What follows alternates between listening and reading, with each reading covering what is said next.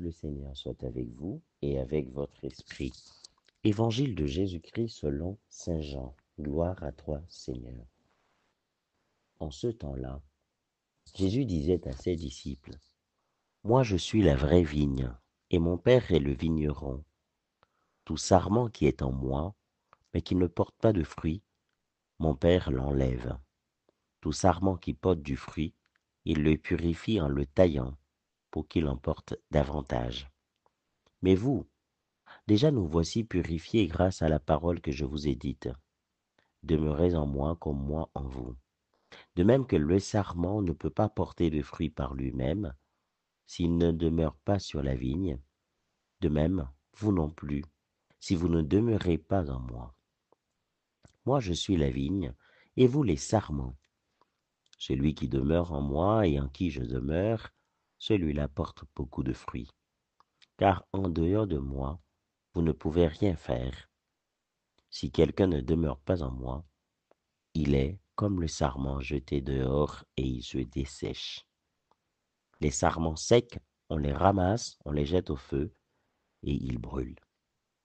Si vous demeurez en moi et que mes paroles demeurent en vous, demandez tout ce que vous voulez et cela se réalisera pour vous. Celui qui fait la gloire de mon Père, ce qui fait la gloire de mon Père, c'est que vous portiez beaucoup de fruits et que vous soyez pour moi des disciples. Acclamons la parole de Dieu. Louange à toi, Seigneur Jésus. Frères et sœurs, aujourd'hui, l'extrait de l'évangile de Saint Jean que nous venons d'entendre nous rappelle d'abord notre essence et ensuite notre mission.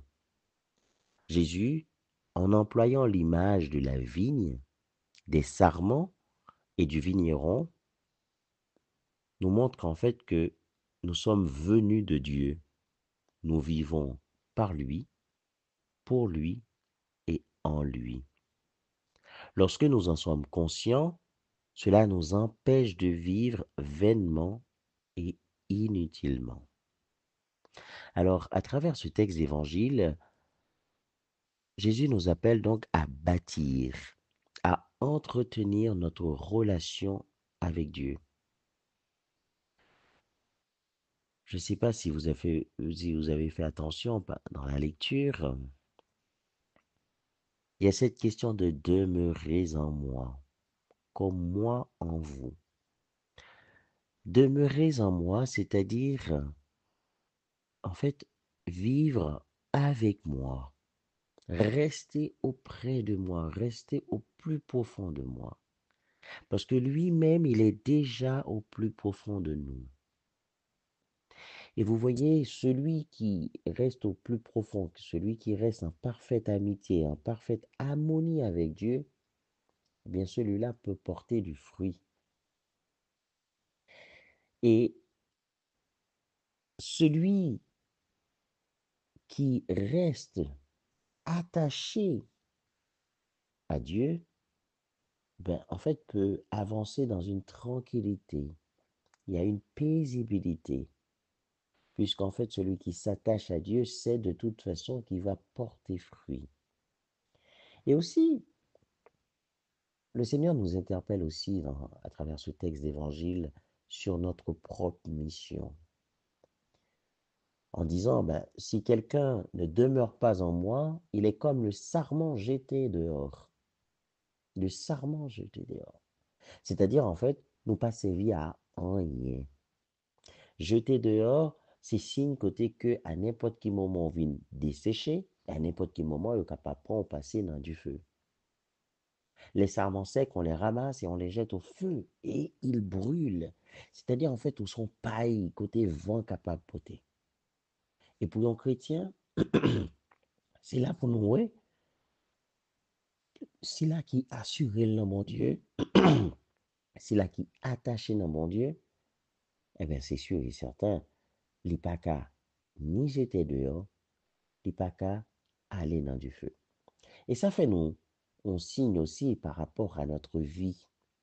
C'est-à-dire, vers la fin de notre vie, si nous prenons bien parole bon Dieu à la lettre, si là qui t'a vivre avec bon Dieu, bah, il y a toujours porté fruit, il y a joindre, il va le vivre dans béatitude, bon Dieu, il va le vivre dans vis-à-vis avec bon Dieu, il va dans vision béatifique, tandis que si là qui pas sarment, qui pas attaché, qui pas demeuré avec lui, bah, au final, on va le dire comme ça, part en enfer.